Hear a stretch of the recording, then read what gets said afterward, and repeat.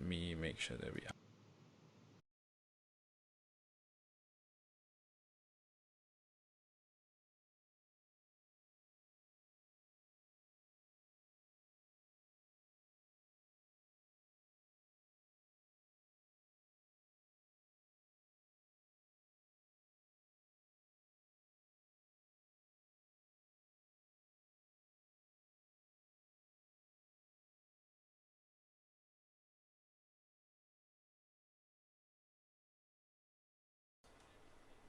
Still over here in the UK, it's lockdown. We're waiting for things to potentially change. There's a lot more encouraging signs, and we are expecting the lockdown to be eased later on in the week. So at the moment, it's still exercise once a day, and I'm staying indoors, staying healthy and safe.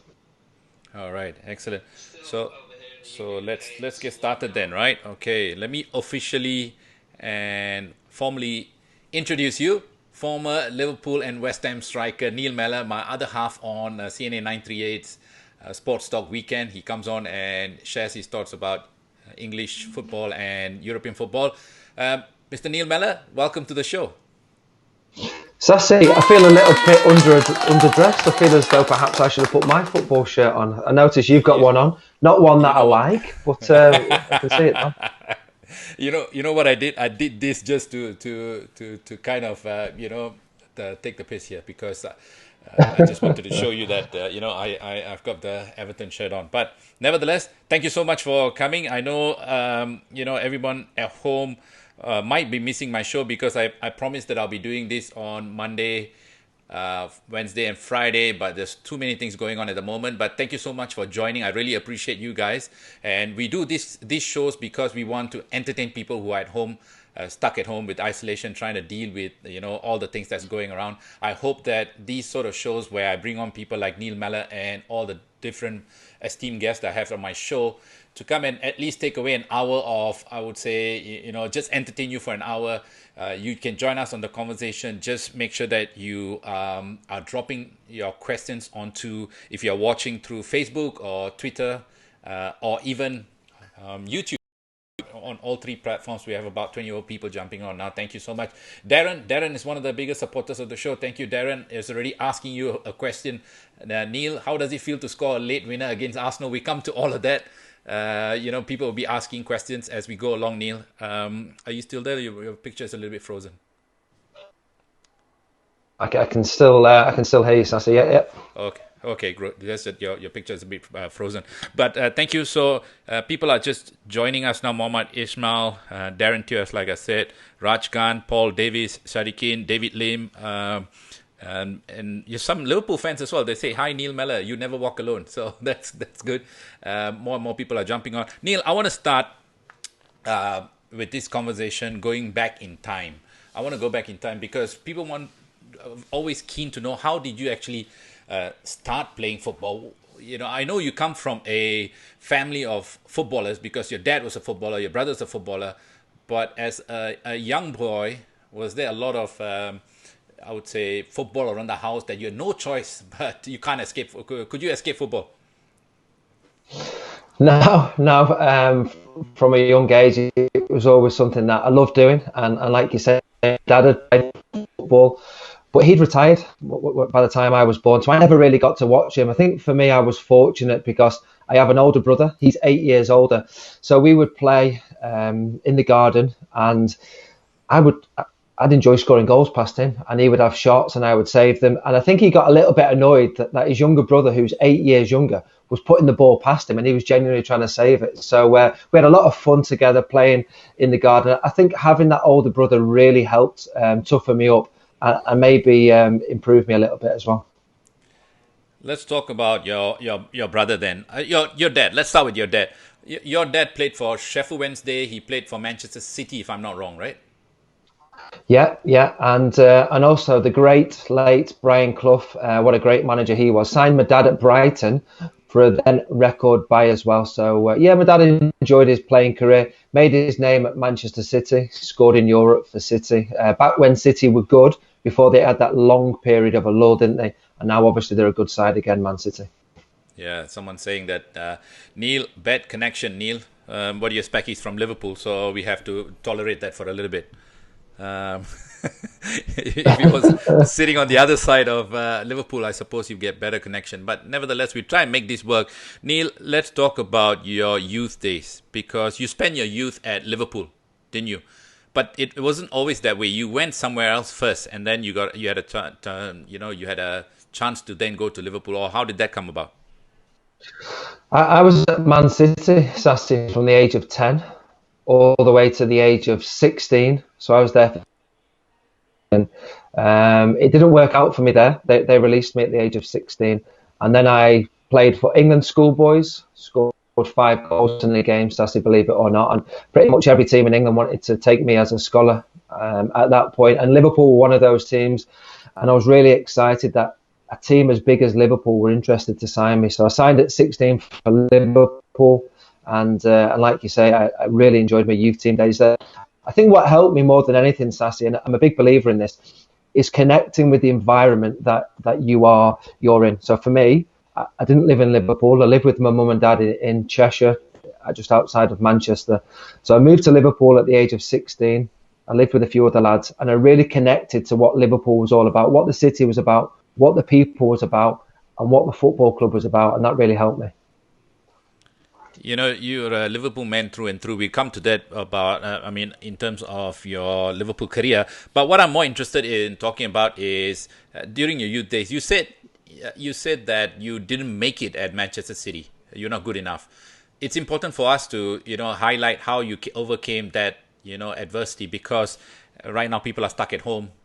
Nowhere to go. A lot of people are dealing with mental health and stuff like that. But what did you do to bounce back? You're a young lad then. Not easy for you to realize that you want to be a footballer at a very young age. But what made you stay resilient? What made you stay the course? Because a lot of people would have given up, especially coming from a probably privileged background as well, right? Well, when my dad played, Sasi, there was no money in the game. There was very little. He was, you think about footballers these days, very much a wealthy lifestyle. My dad didn't have that. I was one of 4 children, so going on holiday, things like that was something that we never experienced.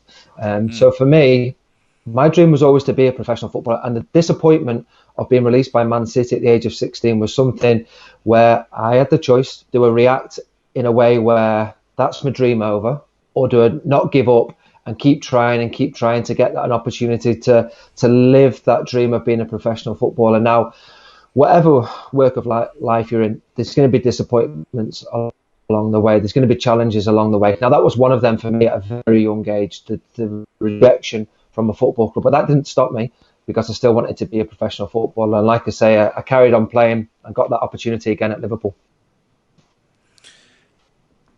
So let's talk about your time at Liverpool. When you were there, who were the players alongside you then? Because there must have been quite a few players there then. Coming through the youth team at Liverpool, there was it was so hard to make it into the first team. There was Stephen Warnock, who was the year above me. He played in the first team. There was John Welsh, who was the year below. He played a few first team games and had a decent career. John Atsemabor as well, famously shot whilst he was at Liverpool. Survived, yeah, we'll talk about that. We'll talk about that. That'll be interesting. Yeah, no, but sorry, I cut you.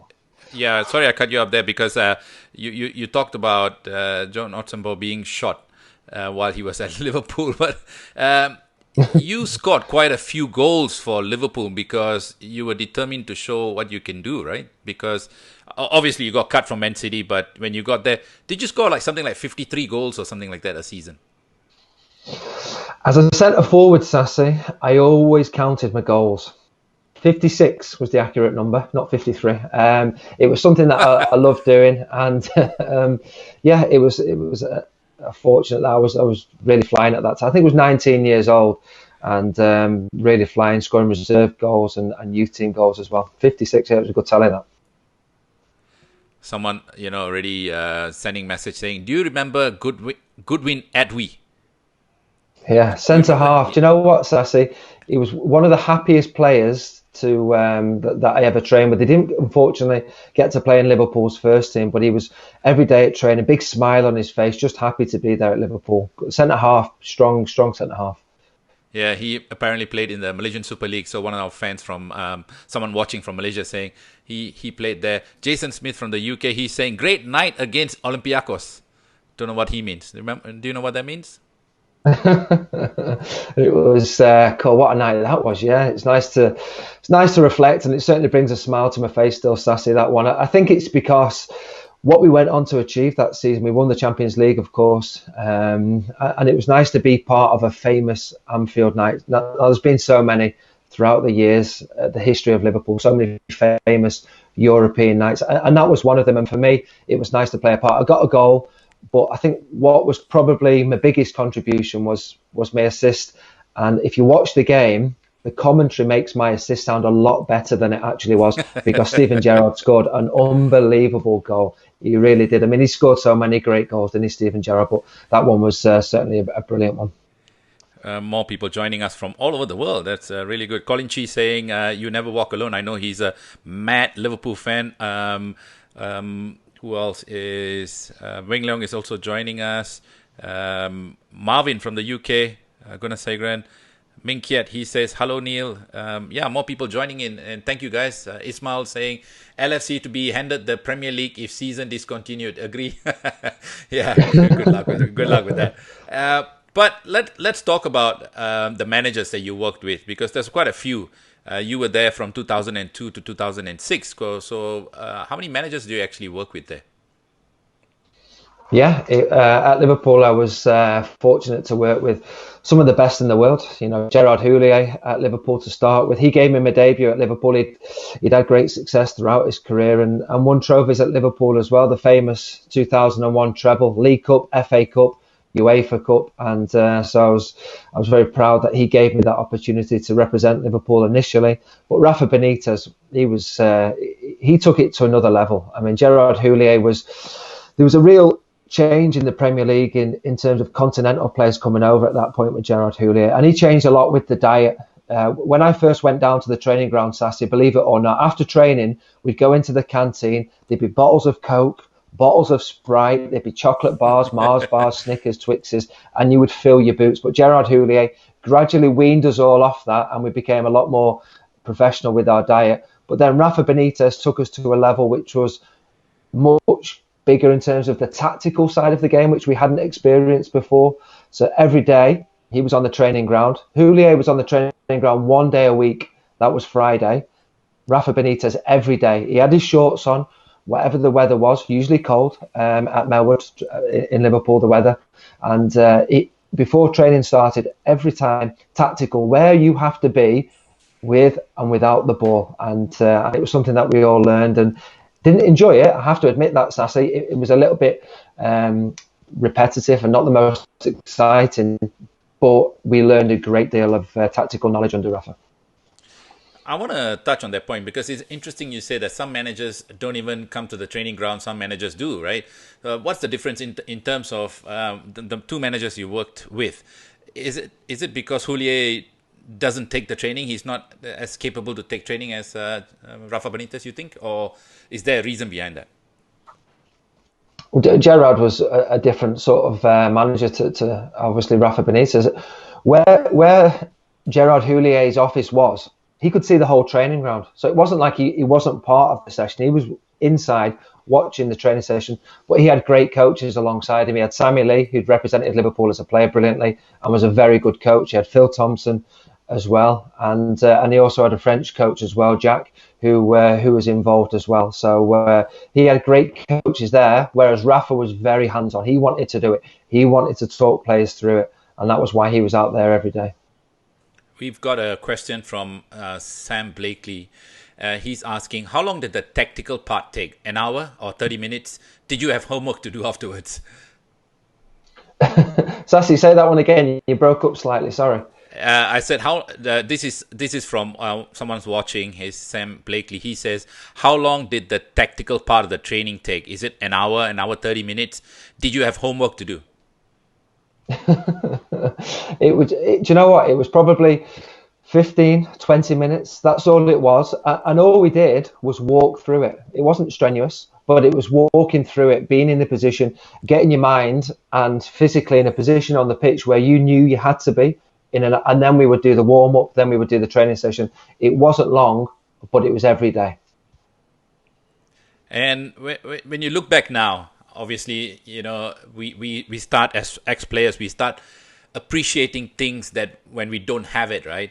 So when you are actually in Liverpool, was there any point in time that you kind of took things for granted, in the sense that I'm here, I'm a Liverpool, yeah, that's how it feels like.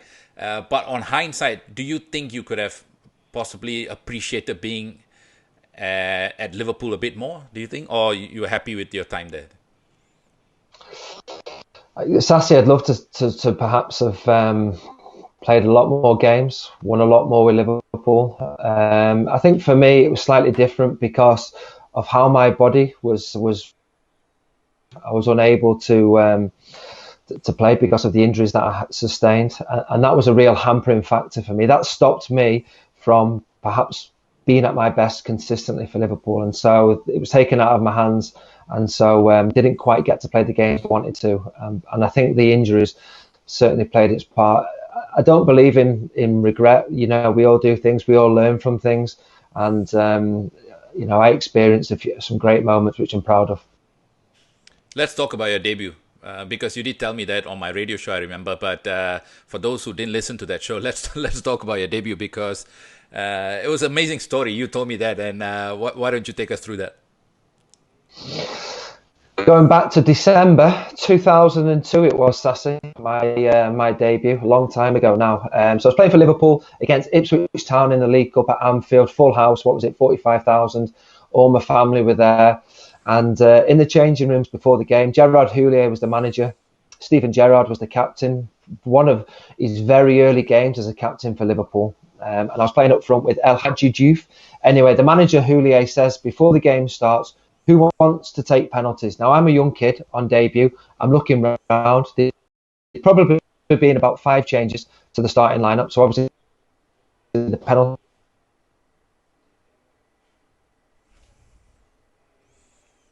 At me in the air, yeah. Instantly thinking, Sasi, I'm not going to get a penalty, but it gave me a little bit of a confidence booster to go out there and play. So first half, I was awful, and the manager should have probably brought me off at half time. I was very poor. But then second half, I played a little bit better and won a penalty very early on in that second half. At the cop end, I waited for the defender, knocked it past him. Mark Venus, assistant manager at Blackburn Rovers at the moment, took me out, won a penalty. But as my face is in the ground in the penalty area, full of mud at the cop end, I go to get the ball, but El Hadji Diouf has got the ball under his arm. I'm on the penalty spot. So I'm a young kid. I was 19. I'm in front of the cop, arguing with a first team player who'd cost £10 million, whatever he'd cost, struggling to justify that price tag because he wasn't scoring goals. Didn't speak English. So I said to Diouf, give me the ball. And he's pretending he doesn't understand what I'm saying. So now I'm arguing with him. I turn round to the captain on the edge of the area, Steven Gerrard, and say, Stevie, tell him, I'm on penalties. But Stephen, we were losing 1-0 at this time. Stevie says, let him take it. So I was like, okay, fine, seniority. Disappointed. Diouf scores, and I celebrated with him. 1 minute later, I'm clean through with the goalkeeper. I knock it past the goalkeeper. It's going in, hits the post, and comes back out, and Ipswich clear it. So I didn't score a goal on my debut. Could have done if Diouf would have let me take that penalty. But it was a proud night to represent Liverpool on debut. I want to talk about El Hadji Diouf because a couple of weeks ago I interviewed a coach, Simon McManamy. He's an Englishman, came from almost nowhere, 2 national team jobs in the last, I think, decade or so.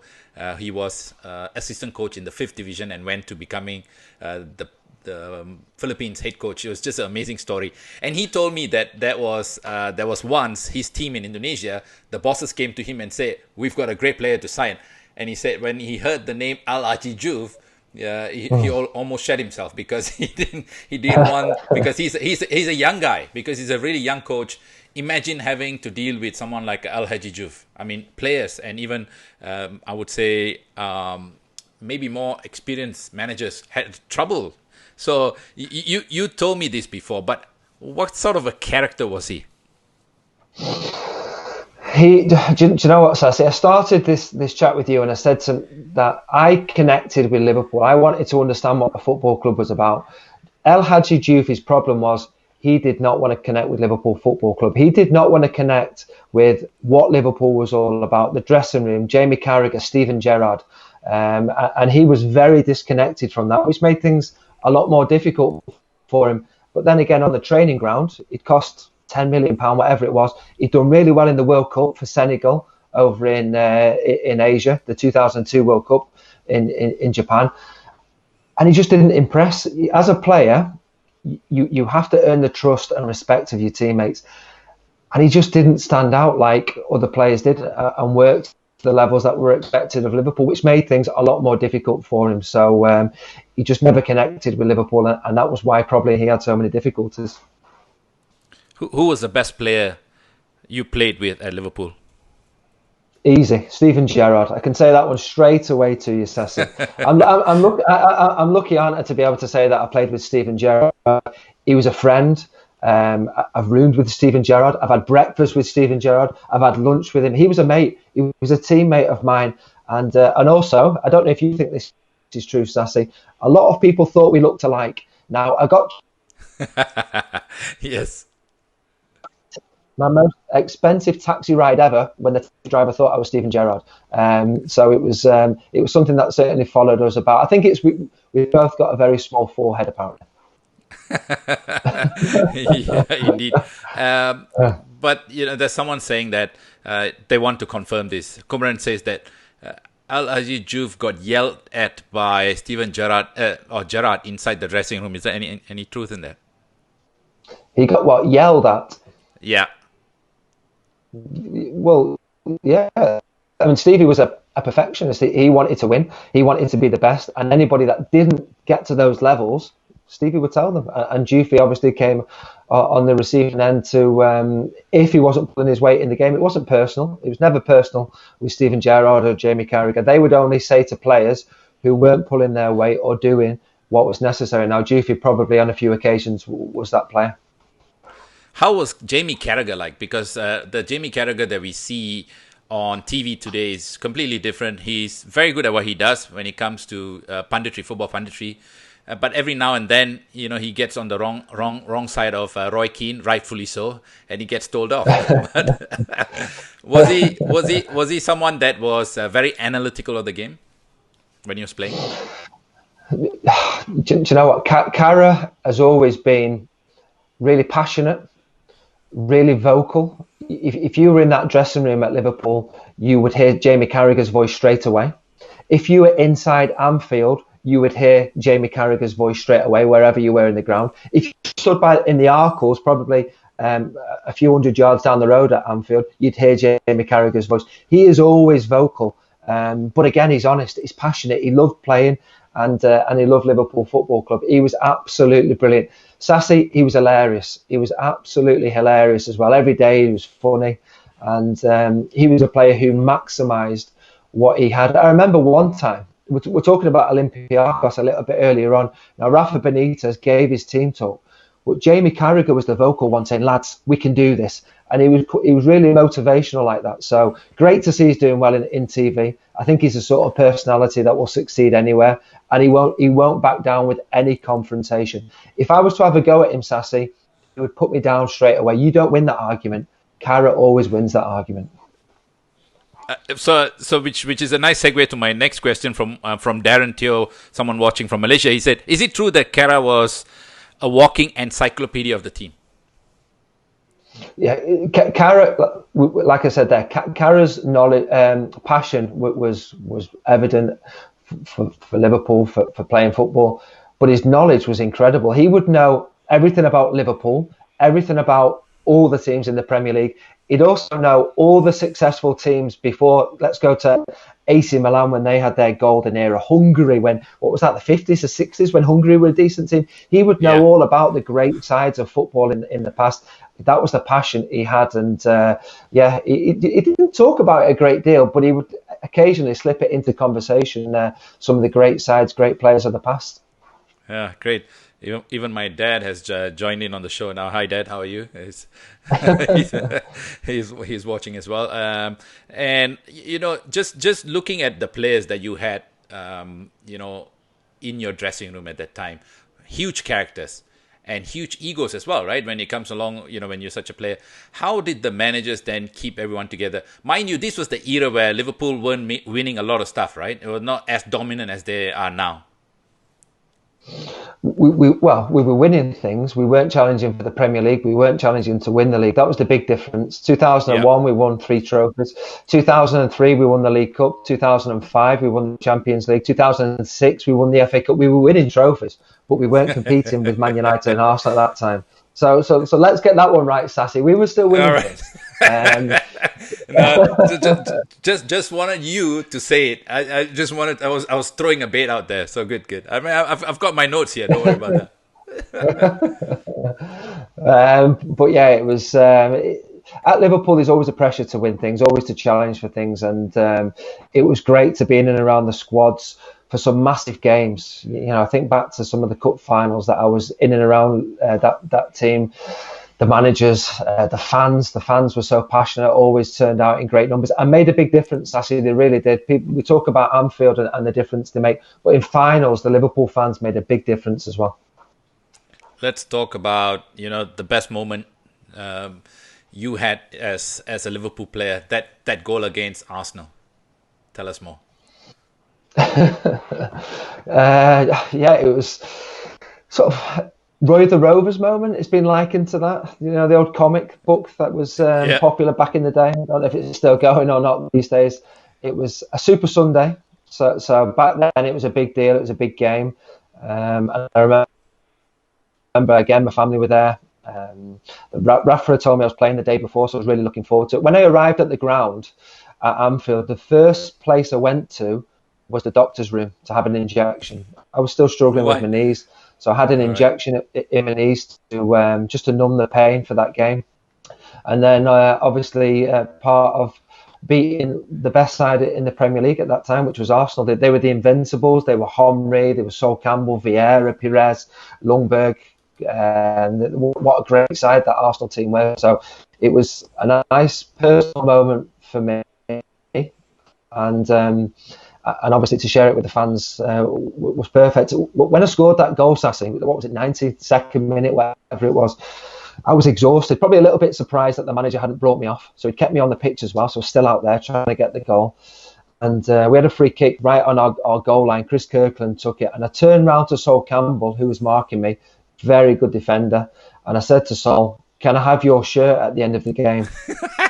So I said, I don't collect shirts. I admire Sol as a player, but it wasn't no big deal collecting a shirt, and it's something that I've never ever said before in the game. So anyway, the free kick's taken. Me and Vieira challenge. We both miss it. Sol Campbell and Kolo Toure clean out Harry Kewell. He's laying on the floor thinking free kick. And the loose ball fell to me, and I just instinctively struck it, and it thankfully went in the back of the net in front of the Kop. That was the big moment for me, Sasi, sharing a goal like that in front of the Kop. And like I've said to you before, I can't say I've played 400 games for Liverpool. I can't say I've won 10, 20 trophies for Liverpool. But what I can say, I've shared a connection with the Kop for a few moments, and that was one of them. I tell you what, I read once the top 100 moments that shook the Kop. You were number 99, I think.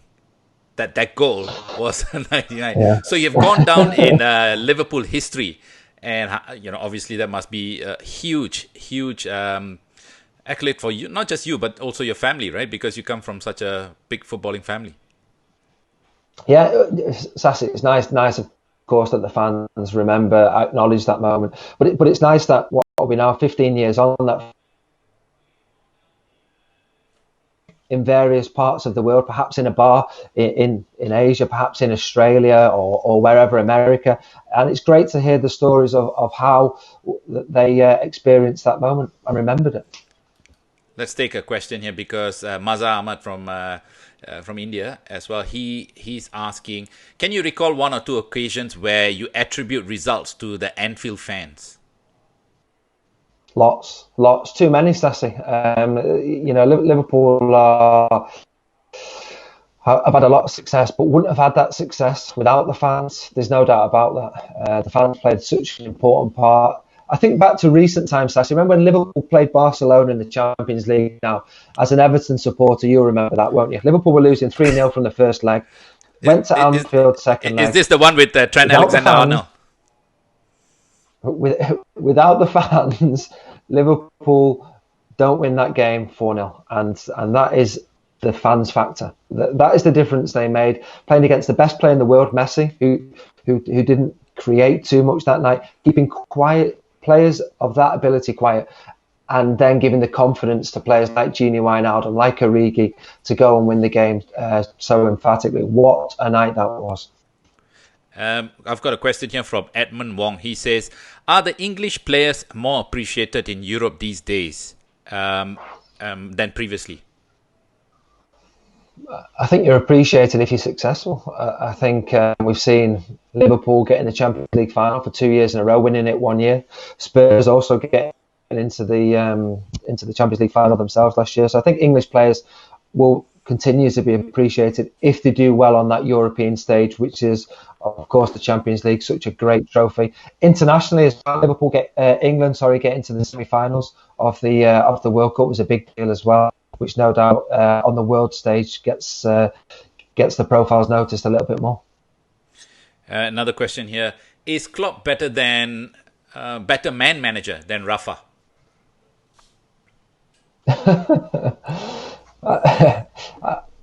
Different. Let me answer that one different. Rafa was brilliant for Liverpool. He was absolutely fantastic. What Jurgen has done for Liverpool has been quite unique. We were, 7th, 8th in the Premier League, nowhere near challenging to win the Premier League. And he came in and gave everyone belief that Liverpool could challenge again, which looked a long distance when he first came in.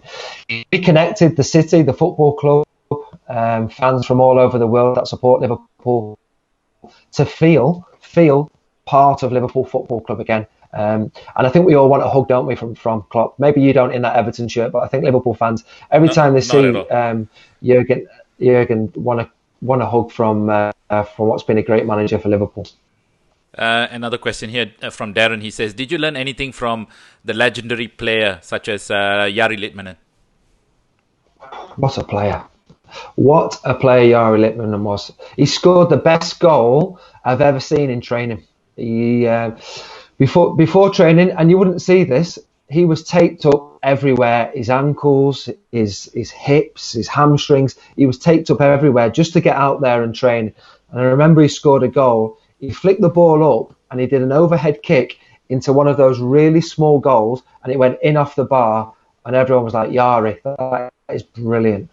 Jari was fantastic. Just a player that I really admired and enjoyed training with. Your stint in Liverpool, it came to an end in 2006. But those people are actually watching. There's a bit of a Singapore connection here because Zach Whitbread, he played alongside you at Liverpool. Because Zach grew up here as a little boy in Singapore. And his dad, Barry Whitbread, was my national team coach. Brilliant. Great little connection there. Yeah, Barry Whitbread. Zach was a player who I got on really well with. He was a left-sided centre half, played with him in the youth team and then a few times in Liverpool's first team. One famous occasion I played for Liverpool with Zach in the first team was a league down at White Hart Lane, and for the Liverpool fans it was a special night because I think 9 academy players played in that game. And we played against a very strong Spurs team. We won on penalties. Zach was absolutely awesome that night. Marshall and Jermaine Defoe, who was a very good centre forward. And he had a good career, Zach. He had several promotions to the Premier League, Leicester, Norwich, amongst the clubs that he played for. And I still keep in touch with Zach today. We got on very well, so we enjoyed a few beers as well at the appropriate. Very well and nicely said. I've actually lined Zach and his dad, Barry Whitbread, up for the show in the coming weeks. So you left. You actually, during your time at Liverpool, you actually did go to West Ham on loan. And there's a story behind that because you were ready to come. This was right after your preseason. You actually scored 5 goals in preseason or something. Yeah, But when you came back, you were yeah, asked to go on loan to West Ham. yeah. We'd actually been over to the Far East. We went to Thailand, we went to Hong Kong in the pre-season, and then we came back. And I remember playing in a pre-season game up in Aberdeen, and I came off the bench. I scored 2 goals. Michael Owen scored as well that night, and it was Harry Kewell's first goal that he scored for Liverpool. It was only a pre-season game, so we won the game 5-1 at Aberdeen. Like I said, scored 2, feeling really good, Sasi, and thinking I'm part of this. Maybe not be starting for Liverpool with Michael Owen and Emile Heskey, but I'm definitely going to be involved. Maybe on the bench. I'm part. And Houllier called me to one side and said, I want you to go on loan. Now you've got to decide, do you want to go and sign for West Ham or Sunderland? Both teams weren't in the Premier League. They'd just been relegated. And I was thinking, I've just scored 2 goals for you. Do you not want me to be part of things? And unfortunately, so I had to make that decision. And West Ham was the one that I chose because the manager was Glenn Roeder. And he said that he wanted me to develop and not necessarily play that many games, but develop as a player. And I thought that, yeah, I like that as a manager to say that. How's your experience at West Ham? If you look at the numbers, not very good. I only scored 2 goals. But I matured a great deal at West Ham. It was a huge football club. The expectations, I say, they wanted to win every game. We played Bradford in the Championship in one game. We were brilliant. And at half-time, the score was 0-0. We got booed off. And in the changing rooms at half-time, we were talking, saying, we've been brilliant there. We're going to beat them. The fans just started booing us because we weren't winning the game. Anyway, we won the game. The fans were great, but wanting to be back to the Premier League. And unfortunately for me, there was 2 changes of managers which went against me. So Glenn Roeder was sacked very quickly. Sir Trevor Brooking played me every game, loved playing under him. But then Alan Pardew came in and he inherited me as a lone player. And he was honest. He said, I want to bring my own players in. And so for that reason, it didn't really work out for me at West Ham because of those managerial changes. And I wasn't performing like, I probably was capable of. I was a young boy in London, living on my own. And that was very difficult. There's another question here for you. Which strike partner did you enjoy playing with at Liverpool? From Kumaran.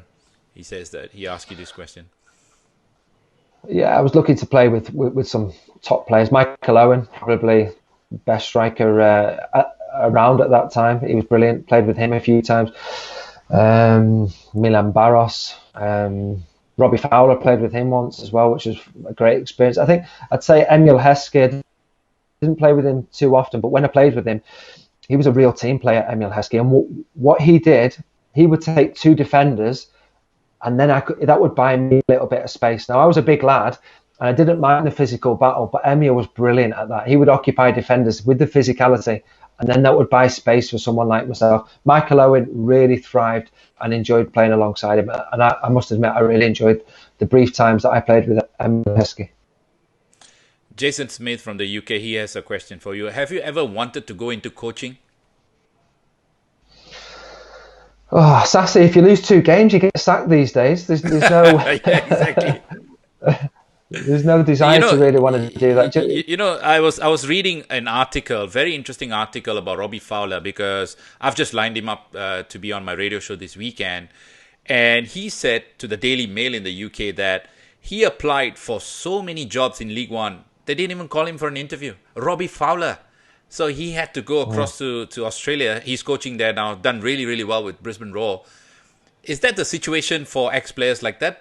Was it because Robbie Fowler had a reputation before that, and he admits that. He said, because maybe I was a little bit different back then, but is it really hard for players to get into coaching these days, or being a manager these days?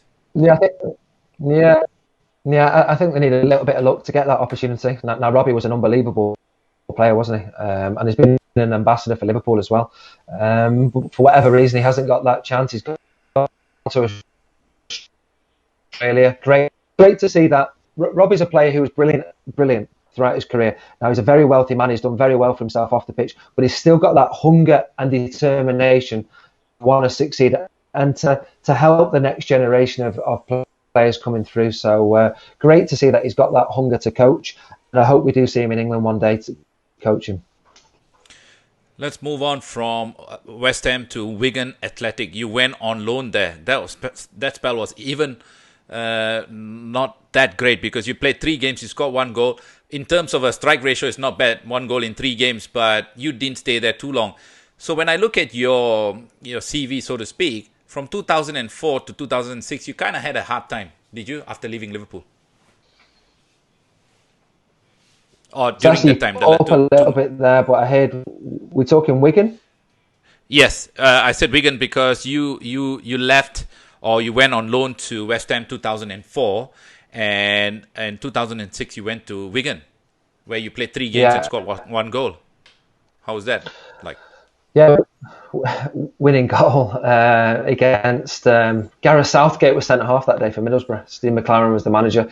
Didn't work out at Wigan, and the reason being injuries. I signed for Wigan, intention to play a number of games, scored on debut, but then I played 5 games in the space of 2 weeks, and I'd been out for 12 months with an injury before that. My body could not handle it, and my knees, I broke down very quickly, and that was when I needed more surgery. So it was a very difficult time. And I was actually thinking at that point, Sasi, my career could be over.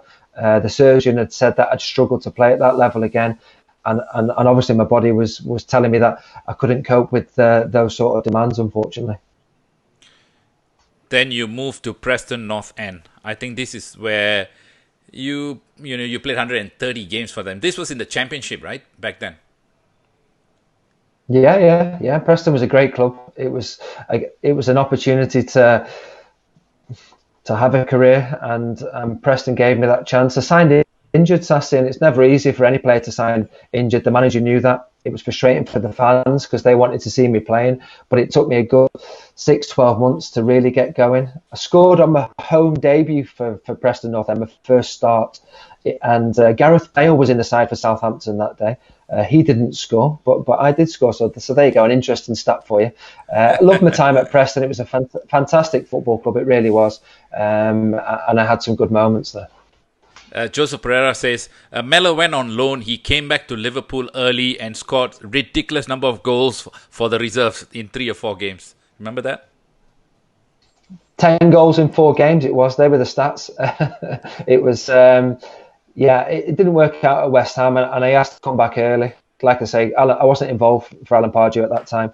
And Liverpool said, yeah, come back, train with the reserves, playing the reserves, and then get yourself right for next season. But that was just at the end of Gerard Houllier's reign, and just before Rafa Benitez came in. Right. From Preston North End, rather, you went to Sheffield Wednesday on loan. A couple of weeks ago, I interviewed Carlton Palmer, who was a Sheffield Wednesday star back then. Did you guys at any point cross over each other? Was he there when you were there, or it was much earlier? He was much earlier, but what much earlier. Carlton Palmer, what a great player he was. Went on to play for England, didn't he? Sheffield Wednesday were a really good side back then, a force in the Premier League. Things have changed a little bit since then. They're trying to get back into the Premier League. I only had 1 year there, Sasi, and it was influenced by my dad had played at Sheffield Wednesday, and the manager, who was Alan Irvine, ex-Everton coach as well. He was someone that I really enjoyed working with. So big. They were the reasons for my move, and loved it there. Got Player of the Year, got 20 goals, got a couple of hat-tricks, but we didn't get promoted, unfortunately. And my brother is a big Sheffield Wednesday fan. He would follow me home and away, and I remember missing a chance one game away at Charlton, and he said, "How did you miss that chance?" I said, "You're my brother. You've got to try and stick up for me."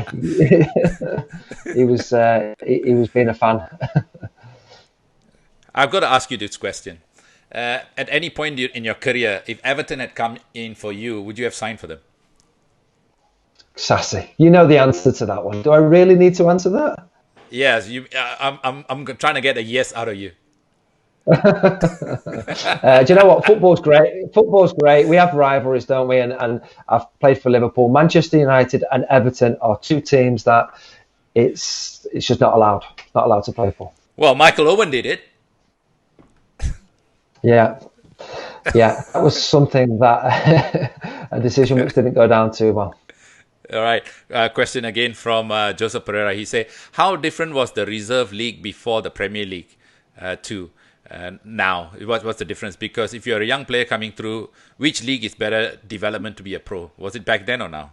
I think that's what he's trying to ask." Great, great question. And I was fortunate because I got to play in the reserves, and it was proper reserve team football. I played with Gary McAllister, Jamie Redknapp, Yari Littman, and I played with seasoned internationals in the reserves. It was a proper standard because players were fighting to get back into the first team. It wasn't a punishment. It was game time to then.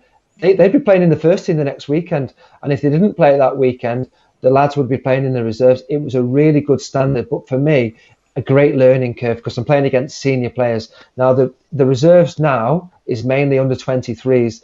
And there's not that intensity. There's not that same standard, unfortunately. And so for me, I think it's harder for those players to learn at 23 level as opposed to playing what reserves used to be. Now, we've got some outstanding players coming through at Liverpool, Curtis Jones being certainly one of those players.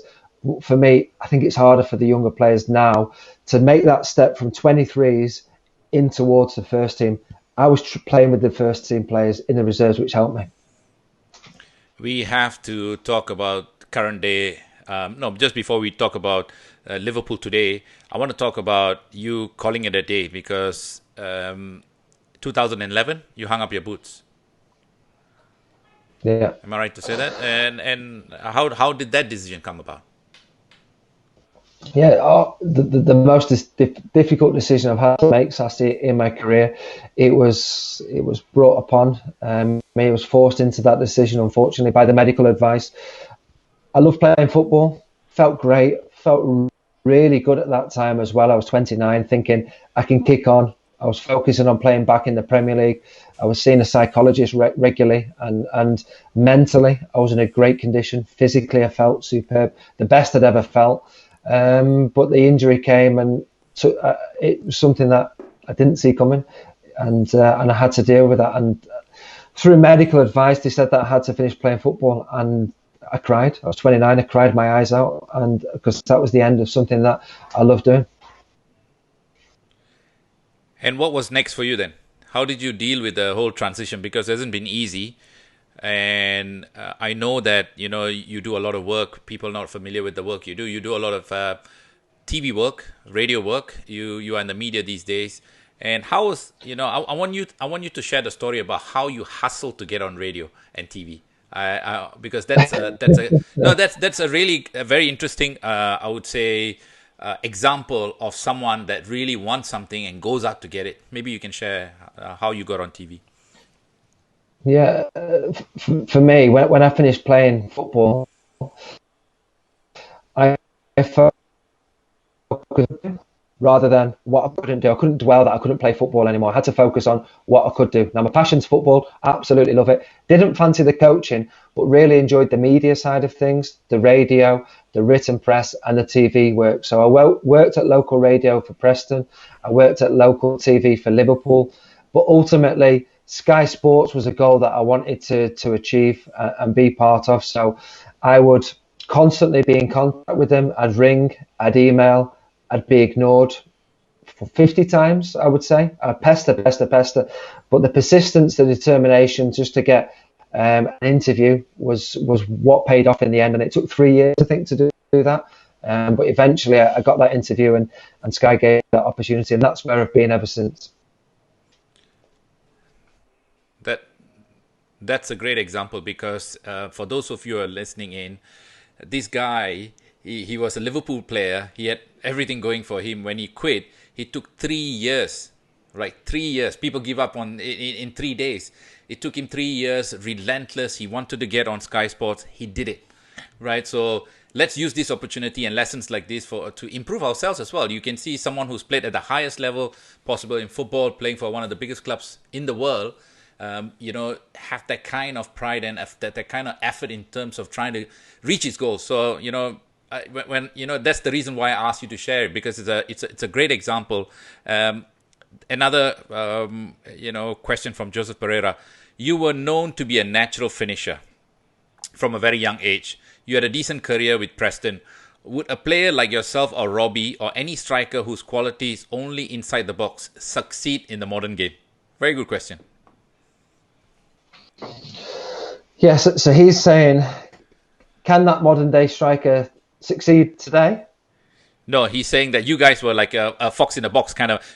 You played around the box. Will that kind of striker survive in modern day football? That's what I think he's asking. Yeah, I think Aguero is a great example of that sort of centre forward. Somebody who gets in those positions, scores a variety of goals. Now he's a world class centre forward.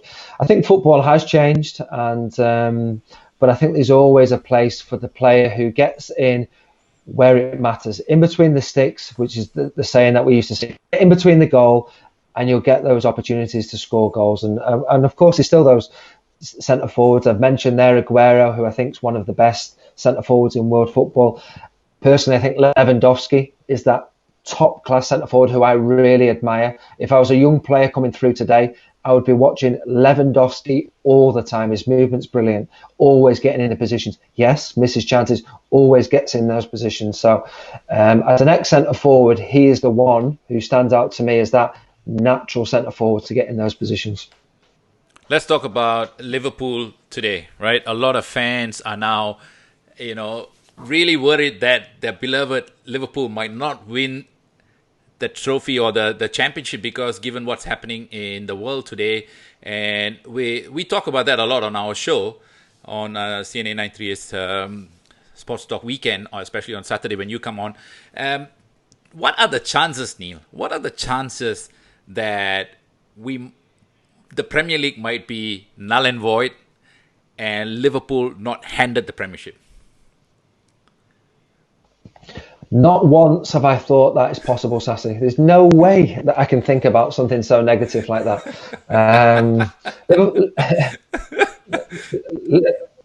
Liverpool have been brilliant, absolutely brilliant, and were brilliant last season. Really unlucky, weren't they, not to win the Premier League? Man City won it as opposed to Liverpool losing the Premier League last year. Liverpool have been brilliant this season, deserve to win the Premier League. This pandemic has come from nowhere, big surprise.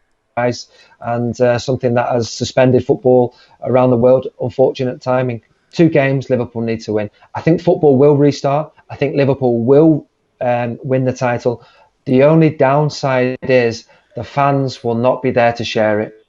And the fans, like I've said before, have been a massive part to Liverpool's success. So unfortunately, I think that is going to happen. But it's been great to watch this Liverpool team. Ishmael saying, it doesn't make sense. Freaking 25 points. I suppose he's saying that they should be given the title now.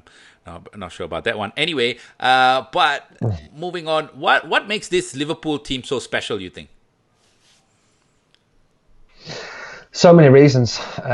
We mentioned about the manager. I think he's a big factor. I think he's connected the football club and the players to be together and work together as a team. It's not about one individual. You could say Van Dijk is perhaps the best player in the team. You could argue Salah is, you could argue Mane is, you could argue Firmino is. The players all perform for each other. There's a desire to want to win football matches. I've watched games this season and thought, how have Liverpool won that? Not being at the best, but found a way to win. Losing 1-0 at Aston Villa, 5 minutes to go, win the game 2-1, find a way again to win the game. There's that spirit in this team, but there's also now a confidence that this team can win things. And I think they got that from winning the Champions League last season. That was a massive trophy to win for Liverpool and this group of players. And I think you're only going to see them go strength to strength. Now this team are performing at a level that is great to watch. They can go round you, they can go over you, they can go through you, and they can vary that approach to break teams down. So it's fantastic to watch. Yeah, but Neil, let's not forget as well, a lot of the other teams are in transition phase. We look at Manchester City, Manchester United, even Arsenal, Spurs. These teams are all in the transitional period. Is it a case of these teams, not being at their best, or and Liverpool capitalizing on it, or is this team really special? I think with modern day football, Sasi, we're going to see teams in transition more and more. I've heard the phrase, it's the best time to win it. I'm thinking, well, it changes all the time. Man City have been brilliant for what 2-3 seasons under Pep Guardiola. They're going to come to a transition. Manchester United have never been the same since Alex Ferguson has left. Obviously, Solskjaer's in there at the moment. They're trying to fight for Champions League, nowhere near competing for the title. Arsenal the same. They've got Arteta, unproven at that level. Change. Lots of change going on at these football clubs, and that will continue to happen, in my opinion. But Liverpool have got a real stable environment at the moment, and that's helping. Jason Smith from the UK, he says, too much money involved to stop the league. Wishful thinking by an Everton fan. I was just asking the question. I didn't want Kumaran says that in Singapore, we are already celebrating the Premier League win. Wow. Okay. And he also said that Jurgen pressing football is the difference. Well, not sure about that. I also want to say hi to Baji. John Burridge, you know him. He played over 800 games for... in the English game. Maybe your dad might have crossed paths with him as well. John Burridge, he's watching. Thank you, John. Baji and Joseph Pereira again. I remember him, the goalkeeper. I think he was one of the oldest goalkeepers to play in the Premier League. Yes, exactly. Yeah, John Burridge does a great job doing the live coverage of the La Liga on Facebook Live. What a character. Singapore, we miss him. He's a great character. We miss him. He was on my show. He was actually my first guest on my show, Sports Story with Sasi. Joseph Pereira, he says, does it annoy you that when people mention you in the Olympiacos game, that they only remember the lovely cushion header to Gerrard and forgot about the second goal? No, not at all. It's nice that nice to have played a small part, and I know it was only a small part. But it was all about Stevie. What a goal that was. It was nice to be part of a special night. That's what it was. And my goal, Sasi, if you watch my goal again, I think you could argue that perhaps Núñez at the far post should have scored. So I was a little bit lucky to score because Núñez should have scored himself at the back post. Right. Let's look ahead now. So what's been keeping you busy? What's your big goal for the future? Of course, you and I worked on some mentorship program together, and you got your social media company going. How's that coming along? Ticking along nicely. I represent, manage players' online profiles, social media with Twitter and Instagram and. Can you say who? No. Can't say who. It's confidential. We have to keep it confidential. That's the players. But let's just say one massive name from Liverpool, right? Yeah. He's a Premier League winner. He's an international. He's a Champions League winner. Currently in Liverpool's team. And the reason being is to keep the players connected with the fans, but do it in a way where they're not scared to connect. So many players are scared about social media because of the criticism they get, and there is criticism, but we manage it in a way that the player is able to still represent himself and connect with the supporters as well. So we really enjoy that, and like you say, we're building it up. We have some very good, strong clients in the Premier League, and that's a bit of fun. I enjoy that. If someone wants to connect with you on social media, where would they find you? They would find me on Instagram and Twitter. They can contact me directly, and that is where I can explain it in more detail. The service is very much about the individual connection with the player. It's an investment for the player, of course, for his future, his digital profile. But it's also about having a good relationship with him to make sure that we're not going to cause any problems for him. Right. So if you guys are looking for someone who has the necessary experience to manage big time players, their social media accounts, Neil Mellor and his company actually will do that. All right. So I think that brings us to the end of this conversation. The connection was a little bit patchy, but overall I thought you got all your points across. People really get engaged, obviously talking to Liverpool fans, and you were great, Neil. I wish you all the best. Make sure that you stay safe over there, and I will be speaking to you on Friday for this weekend. You got some stuff going on that we want to share on Sports Talk Saturday, isn't it? Lots to talk about, Sasi. And the good news is football is returning. Bundesliga are starting it May the 15th. And fingers crossed, Liverpool can win that Premier League trophy. And we still got to play Everton. So there you go. 3 points to look forward to for us. Hey, it's not that easy. Yeah, it's not going to be that easy. All right. Thank you so much for your time. And if you like such interviews, please make sure that you tune in to Sports Talk Saturday and Sunday. Neil and I, we have a short segment on Sports Talk Saturday on CNA 938 where we talk about everything about English football and European football. He's great value. He brings so much insight into English football on my show.